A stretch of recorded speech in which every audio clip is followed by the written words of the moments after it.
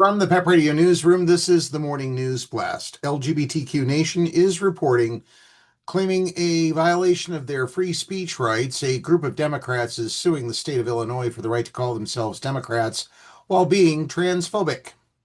Democrats for an Informed Approach to Gender, or DIAG, is a nonprofit group of current and former Democrats who think that the party is wrong to support transgender rights.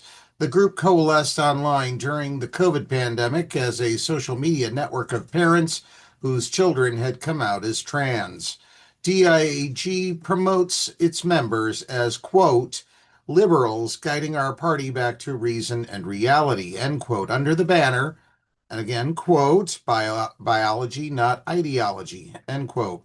A mantra similarly embraced by the Trump administration in its crusade against trans people.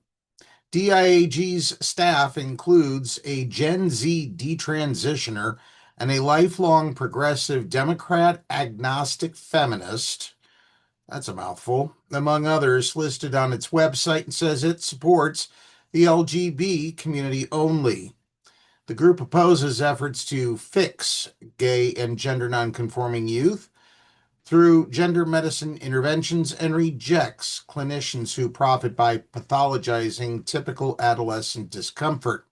Over 2 years, the group has become a nationally registered nonprofit and has solicited donations in 37 states. Now, an obscure law in Illinois is being used to challenge DIAG's ability to fundraise and promote their views in the state by denying them use of the word Democrat in their name.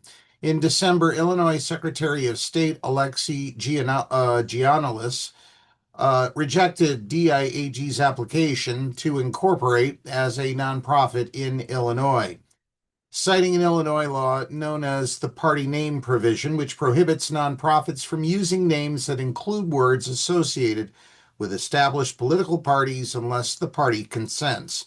DIAG is suing the state over the denial, claiming that enforcing the law prevents the group from exercising its First Amendment rights. FIRE, the Foundation for Individual Rights and Expression, a nonpartisan civil liberties group, is representing DIAG in the case Democrats for an Informed Approach to Gender versus Alexi Giannoulias. The all-volunteer organization believes it offers a unique voice by explaining that the current Democratic consensus contradicts core liberal values that the party espouses, like protecting women and supporting the scientific process. To advance its mission and political goals, DIAG wants to solicit charitable contributions in Illinois.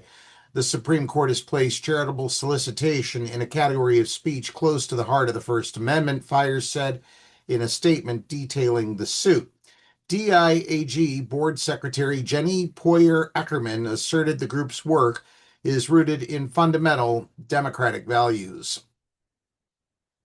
The surprising thing is that the Democratic Party has come to such different conclusions because we feel that our work reflects the core liberal values. It doesn't. Ackerman told the National Review, critical thinking, freedom from religion, women's rights, and a hesitancy to lavish the pharmaceutical industry with our money and our trust. So it really feels like we're not doing anything inconsistent with the principles of our party. DIAG applied to incorporate 3 times in 2025, but the Secretary of State's office rejected all of the applications, according to the suit. In all 3, DIAG chose not to seek the Democratic State Central Committee's permission, claiming the requirement amounts to an unlawful prior restraint on speech. The Democratic and Republican parties don't have a monopoly on the concepts of what is Democratic or Republican, FIRE attorney Daniel Zahn told the Chicago Tribune. When the government tries to give them that monopoly, it's absurd and unconstitutional. Illinois can't get around the First Amendment by outsourcing censorship to party bosses, he added. No American, Republican, Democrat, or Independent should have to bend the knee before a political party to participate in the political system. Why, DIAG, if this is all that important to you, why don't you just pick a different D word? I have several in mind, actually. And that's the News Blast for this hour. If you're watching our news videos on YouTube, Be sure to subscribe to our channel. Pennsylvania Equality Project is conducting its housing survey for 2026. For details, visit their website at paequality.com. PEP Radio is available on the Live 365 app, Roku, Alexa, and the PEP Radio page at paequality.com.